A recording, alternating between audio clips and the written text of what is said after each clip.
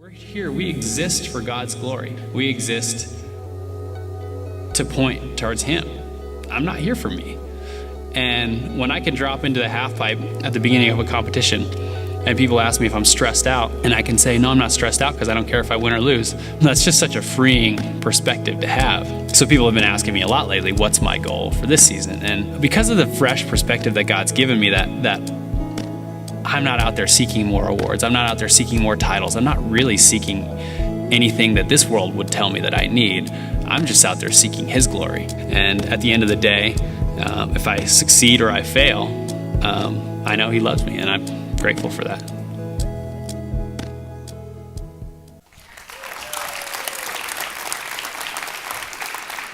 Hey, Grace Church, how you doing tonight?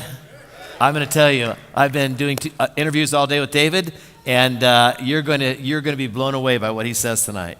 So let's give a warm welcome to David Weiss. Hello.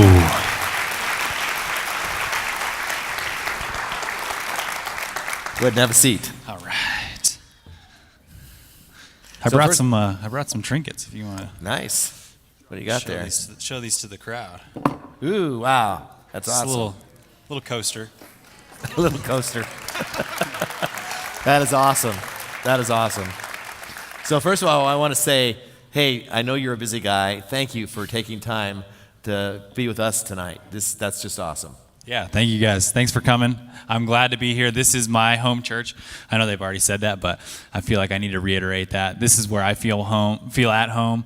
My wife and I teach Sunday school, second grade in Sunday school, and we just feel like we're a part of this community. So, awesome, and we're glad you're here. So that video that we just watched on the screen was shot probably about 2 years ago.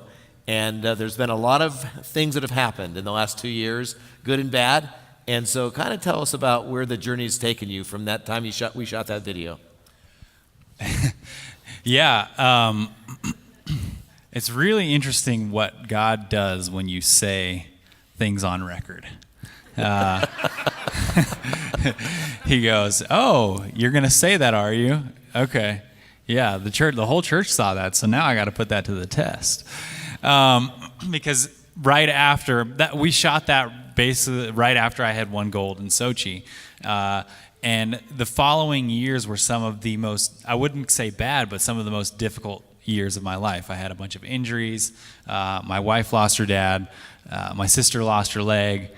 There's just a lot of deaths surrounding me, and a lot of things that people would look at and say, man, that was a bad time. And what I kind of, I mean, it was God's way of showing me that I truly could glorify Him through failure or success. And it was certainly some of the most challenging time of my life. But when my wife and I look back on that, we don't say, oh, those were the hardest times of our lives. Those were the worst times of our lives. We say those were the best times of our lives because God was showing me so much more. I laugh because I think at the beginning I felt like God was asking me to prove myself to Him. That's the conversation, the internal conversation that I had with Him. It's like, oh, you want me to prove myself? And I think in reality, He knew who I was all along. He just needed to show me who I was. And so He put me through a lot of turmoil. He put me through a lot of hard times, but He always had my back along the way. And I can't deny that. Looking back, I can't deny that God had my back. And so that gave me so much more power. It gave me so much more momentum in anything that I do in life. No longer do I see a challenge and see it as a problem. I see a challenge and I see a new opportunity. I see something that I can smile at, get excited about. It's like, okay, how is God going to use this? And when I changed my perspective of seeking my own glory versus seeking God's glory, it really it changed the pressure that I put on myself, because I didn't need to seek success or money or fame or anything else anymore. I just needed to exist and say whatever God wants me to do, He's going to empower me to do it. Yeah, that's awesome. So So tell us a couple lessons that you learned. What are just 2 or 3 things that you learned during that period of time? I learned to keep the faith, because I don't think God I don't think he really. I mean, he wants to challenge us. He wants to grow us. So that doesn't mean that he's going to challenge us until we're a little uncomfortable and then he's going to relent. He wants to show us how much we are capable of. So some of the challenges that you face in your life are going to test you to your ultimate limits. They're going to test you to your core. And if you have faith, if you continue to trust him, you're going to come out the backside of that so much more empowered. And so that was the main thing. And like I was saying earlier, I think that those 3 years, what I would say on paper were the worst. They were the worst 3 competitive years of my life. I had more injuries in those 3 years than I had in the 5 years before that combined. It was challenging, but because of just how much lighter my spirit was on the other side of that, I just embrace it. So I've learned to be thankful. I'm truly thankful to God for those times. So those are 2 of my lessons there, I guess. That's awesome. Thank you. So in that period of time, there had to be a place where you just maybe hit a wall, or you just got to a place where you're discouraged, perhaps, with what was going on around you. So talk to us a little bit about what kept you going. What was inside of you that made you push yourself to where you got? Yeah, not everybody recognizes me, so I like to tell people when they ask me what I do for work, I just tell them my job is being uncomfortable for long periods of time. Because whether you realize this or not, an athlete's job is testing their body to the absolute limit. And so I'm constantly testing myself endurance-wise. I'm constantly testing myself in strength.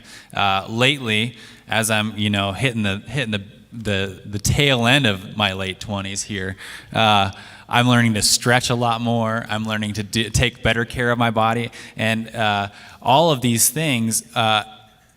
The important part isn't the beginning. It isn't the warm up, and it isn't even when you're feeling good. It's when you're really starting to feel the burn, feel the stretch, feel like, man, I don't know how much longer I can handle this. And that's what I say my job is just a constant state of seeking uncomfortability. I'm constantly challenging myself to be stronger. I'm constantly challenging myself to be faster. I'm constantly challenging myself to be sharper, my nerves need to be more in tune. So if you guys ever check out my Instagram videos or anything, you'll see a lot of times I spend in the gym. I don't do a lot of traditional weightlifting. I do a lot of balancing stuff. A lot of times I'm doing things with my eyes closed. And that's, to me, is just testing, putting myself in the most compromised situation I can possibly be, so that when I have those challenges, I mean, obviously, it's awesome when it's best case scenario. It's awesome when everything's going good and the landings are perfect. But most of the time, they're not. You guys are going to have the opportunity to see my winning run a little later, and it might look good to you guys, but I watch it and I'm like, I can see the mistakes that I made, and how quickly you recover from those mistakes is what is the difference essentially between a winning run and a losing run. So that's a huge parallel for me to my spiritual journey as well. Is this idea of seeking uncomfortability and leaning into the strain, leaning into the stretch. And that's certainly where my spiritual journey has been the last couple of years. It's been challenging, but it's also been immensely growing. So there we go. Oh, thank you. That's awesome. So the day that you won the gold, the last Olympics, you gave me a heart attack. I'm just saying. Yeah, me too. So I'm at a UNR basketball game, but I'm watching my phone. I'm watching it, and when I saw your first 2 runs, I'm thinking, oh no. So why don't you take us through that day and kind of walk us through what happened on that day and how you persevered through that? Yeah, one of the cool things, one of the fortunate things I felt really fortunate to experience was watching all of you guys' reaction videos after the fact. Because I obviously at that point knew what happened. But one of my favorites was the one here at Grace in the Family Center, because you could tell the vibe was down. I mean, everybody, I've been part of this community group for a long time, and everybody's really excited. Like, wow, Dave's in the Olympics. He made finals. This is going to be so great. And then I crashed on my first 2 runs. And everybody's like, hold on, this isn't how this is supposed to go. So I loved watching the transformation from the first 2 runs, the crashes, into the 3rd run, where, well, like I said, you guys are going to get to watch that in a little bit. But what I can give you guys insight into is how things looked from my perspective. Because I would characterize my entire career as a battle of wills with God. Which I don't recommend to anybody, because he's always going to win. But I'm a strategist. I'm a planner. My favorite thing about competing is that there's a lot of strategy involved, and especially at the Olympic level, it's a long-term strategy. I really enjoy the idea that I don't have to peak next week. I don't have to peak next year. I don't have to peak the season after that. Where I'm shooting to peak is 4 years away, and that's a really difficult thing to do as an athlete, but for me, it's really enjoyable. And so I had this 4-year strategy coming out of Sochi, and I had, like I said, some roadblocks and some speed bumps along the way. But as we were getting closer and closer to the games, I really felt like God and I had really wrestled him to the ground like Jacob. I was like, okay, I'm glad you're back on the train. I'm glad you're back on board here, because this plan, I've had this plan for a long time, Lord, and you better, just stand by and let me do my thing. Which, again, not a great idea, because he'll take your plans and turn them completely upside down. So the qualifier day of the Olympics, first of all, just having made the Olympic team again after the 3 years of struggle, to me was very, just gave me a light feeling out there. I was just proud to be there. I was excited to be there. But I also had this momentum, because I just won X Games as well, and I was like, all right, cool. This is the plan. Even though it was a little different than I thought, the plan is still working. Generally, for qualifiers, I try to finish at the top or in the top 3, because the highest scorer in qualifiers gets to drop in last. So it's a huge strategic advantage. You get to watch everybody else. You get to see what they're doing. You get to be the last guy that the judges see. So that was my plan. I'm just going to go win qualifiers. It's, that way I get to be the last guy to drop in the finals. And there was one inconsistency in the half pipe that day, and it just so happened to be on the hardest trick in my run. The trick that no matter how many times I do it, I still have to really, really focus on it. And so my first, second runs of practice, I realized, okay, this is going to be challenging. This is going to be something I'm going to have to get through. And then for 4 runs in a row, my last 4 runs of practice, somebody fell in front of me on that hit. So I have this challenging spot in the half pipe, a trick that I have always struggled with, and I have not landed it once on game day, getting ready for the Olympic Games.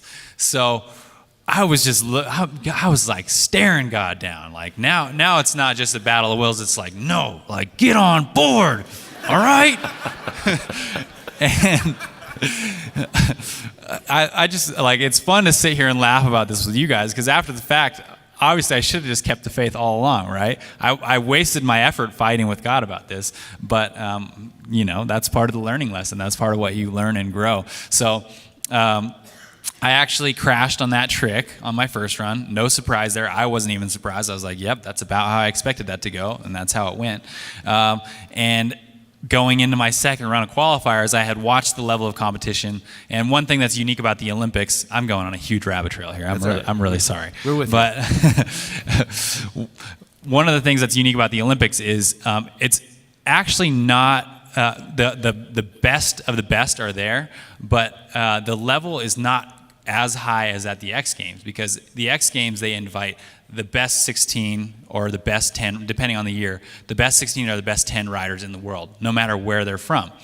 But at the Olympics, each country only gets 4 spots. And in the U.S., for example, 2 of the guys who had to stay home and watch from the couch were guys who could beat me on any given day.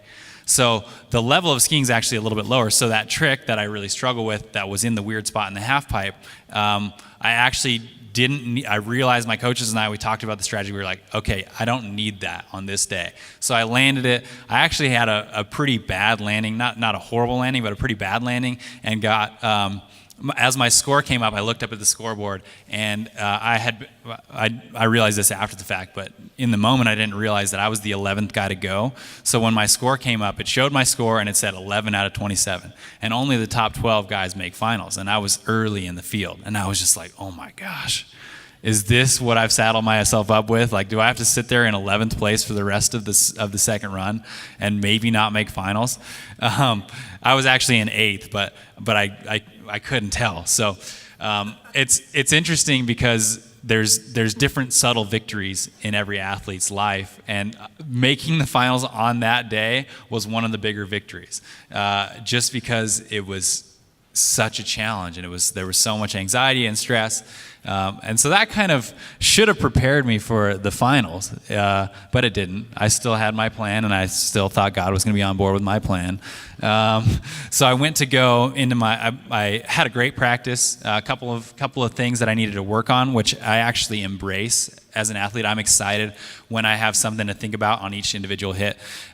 Usually a half pipe run consists of 5 tricks, and so part of my strategy is always to focus on one thing to work on. Even if it went perfect in practice, I still focus on one thing that I could improve, so that every time I land the trick before, I have something to think about, and it keeps me tied to the moment. Because it's really easy when you're in the zone and you start landing good runs to start thinking about what might happen afterwards, and like, oh yeah, the judges are going to love that, or even I spent a lot of the early part of my career getting about halfway through a run and then crashing, because I would be like, man, this is the best run I've ever had. That trick went really good, and I'm thinking about what's happening in the past. So I'm always trying to stay tied to the moment. And so practice went really well, and my first run of finals was absolutely shaping up to be the best run of my life. I landed the hardest trick in my run, better than I've ever landed it before.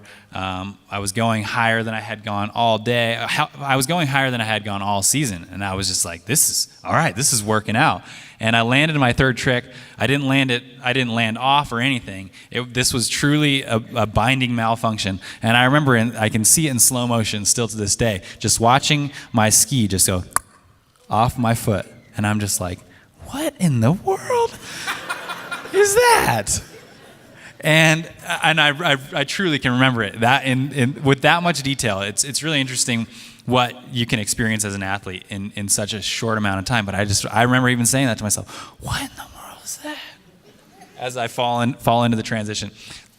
So that happens once. It's, these things happen from time to time, and I was like, okay, God, that wasn't part of the plan either. But next run, get with the program, because I was planning on landing a really good high-scoring run on my first run, and then landing a really high-scoring run on my second run, and then landing the run of my life on my third run. That was the plan. I don't know what God was thinking, but that was what I was thinking. So I landed. I had that crash on the first run, and then the same thing. So I switched skis and cranked the bindings up, and so I was pretty confident that my skis weren't going to come off, and they did again on my second run. And so now it's just like it was like a I don't even know it was like a full-on like wrestling match. Like, okay, God, what are you doing here? And but it was so perfectly, like his plan was so perfectly planned through the entire process, through 27 years of life, through 3 years of struggle, through 15 years of competing in half pipe, I look back on the story now and I'm like, man, you really wrote that well, because he was setting me up for something all along. Yeah, that is an amazing story. So we're going to watch this video, but for those of you that are athletes in the room, I want you to watch this video with athleticism in mind. So let's watch this video. This is his last run.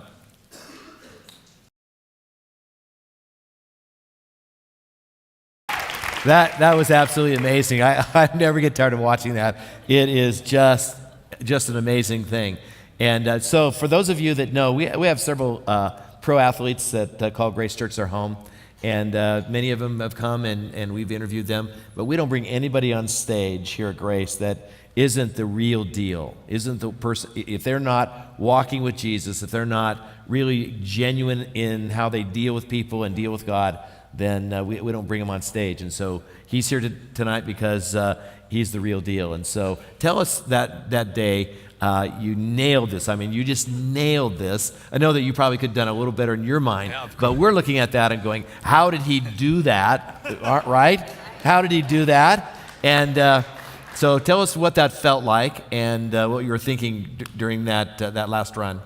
Yeah, we started the evening with the video of me saying that I am learning to glorify God in all situations, through failure, through success, through everything, through difficulty, through adversity, through overcoming adversity, all of the above. And that was what I expect. To be honest, I was just as surprised as you guys were. Well, maybe you guys weren't as surprised as I was. I was so surprised when I landed that last run, because the conversation that I had with God was, I felt like he was constantly asking me, can you really be content in glorifying me through failure?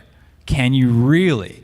You know, that's what the whole journey was about. That's what those 3 years of struggles were about, was learning to be who he made me to be, even without the accolades, even without the gold medals, even without any of the titles. And so I had this super, super powerful moment getting ready to drop in for my third run, where I was in battle with God, and I finally just relented. It was like, he was putting me in the chokehold, and I finally just tapped out. And I was like, okay, I'm willing. Before that, I was unwilling. I'll be honest. I was unwilling to glorify him in any other way than landing the run that I came there to land. But finally, after the binding malfunctions on 2 runs, I finally relented. And I was like, okay, God, I'm on board. You want me to glorify you through failure? I'll do it. And the Holy Spirit and I just locked eyes, and I felt like he nodded his head. And he was like, all right, that's what I was waiting for. And I just felt this voice in me say, but you got something that you came here to do. And I had a conversation with my coaches saying, oh, well, I could always make my run a little bit easier, increase my chances of landing it. But the Holy Spirit was just like, no, you're here. You're a pioneer. You have built your career on doing things that nobody else is doing. You've built who you are on always taking the untracked route. And so I just embraced that. But I wasn't totally convinced that I was going to land it. I was like, we got the screwdriver out, put on my third pair of skis of the night, and cranked the bindings down as tight as they go. And that's those bindings that we call the nickname for those bindings, those Rossignol bindings I rock, or the Look bindings, is bear traps, because those things are known for not coming off. Which is, it's ironic that they came off twice in the contest, because those are the notorious bindings for not coming off. So we tightened them down as tight as they go, to a dangerous level. If I had a crash, my leg would have come off before the binding did. So I was like, okay, God, what's next? Like, my bindings aren't coming off this time. Is the half pipe going to swallow me up? Is there going to be a fissure in the middle of the transition and I'm just going to ride off into the abyss? Or am I getting struck by lightning on a blue sky sunny day, or what? So when I did land that run, it was just this immense sense of relief. And like I said, it was the completion to an amazingly spirit-filled story. And I couldn't have anything but thanksgiving in that moment. That when you guys see my hands go up, it was just, I truly was elated, but I was surprised. That is awesome. Is that a great story? So I heard as you were speaking that you have some plans for 4 years from now. Is that right? Yeah, the strategy is already, the strategist in me has already kicked in. I like having a plan. I like challenging myself. So I'm definitely enjoying skiing. I feel like skiing is my act of worship. So I'm enjoying creating new things, and I have some run plans for Beijing, and we'll see how it goes. But looking forward to it. Good. So as you know, we're right in the middle of Hope First, where this is our halftime event. And like any sport, about halfway through, you get a little weary. And so what would you say to us as people who this is our run, and we're training for doing something big for God. And so how would you counsel us in finishing this race well? Yeah, I would just lean into it. I talked about that earlier. We're at the point where we're uncomfortable. We're at the point where it's getting difficult, and a lot of people go until it gets difficult, and then they're like, okay, this is difficult. I need to find something else to do. But I can tell you from my journey, both as an athlete and as a human, it's when you're uncomfortable that it's most important to lean into it. And I think it's good. It's a good thing to seek that sense of uncomfortability. It's a good thing to do things that can only be done with God's help. That's what my wife and I are passionate about. We're constantly seeking in our day-to-day lives is doing things that nobody can ignore because they're God-sized accomplishments. Because I could do all kinds of things that make me look cooler, but if I do things for the kingdom that really couldn't be done without God's power, like what we're doing here at Grace, it just is so much more powerful. It brings God so much more glory. So, keep the faith. Don't grow weary. One of my favorite verses is and one that I meditate on and pray through often is, let us not become weary in doing good, for at the proper time we'll reap a harvest if we do not give up. And a lot of times we give up just before the moment. We give up just before the harvest. And the thesis of my story, the bullet point you can take away is that the harvest came a lot later than I wanted it to. I really wanted to land those first 2 runs, but God had a harvest, and I just had to keep the faith for that much longer. I would say lean into the stretch. Let's get uncomfortable. Let's be uncomfortable together as a community, and let's do some things that we can do only with God's help. And another great verse that I think sums this whole thing up is, consider it pure joy, my brothers and sisters, whenever you face trials of many kinds, because you know that the testing of your faith produces perseverance. Let perseverance finish its work so that you may be mature and complete, lacking nothing. And that, I think, sums up a lot of people's spiritual journey, but that sums up my journey over the last 4 years. It's just, I've learned to consider it joy when I face problems. And that was a really long journey. And I'm not going to say the journey's finished, because ask me 6 months from now, I'll probably have forgotten all of this and I'll have to relearn it, because I'm human. God and I are constantly rehashing the same old fight. But just consider it pure joy. Consider the challenge joy, and embrace it with me.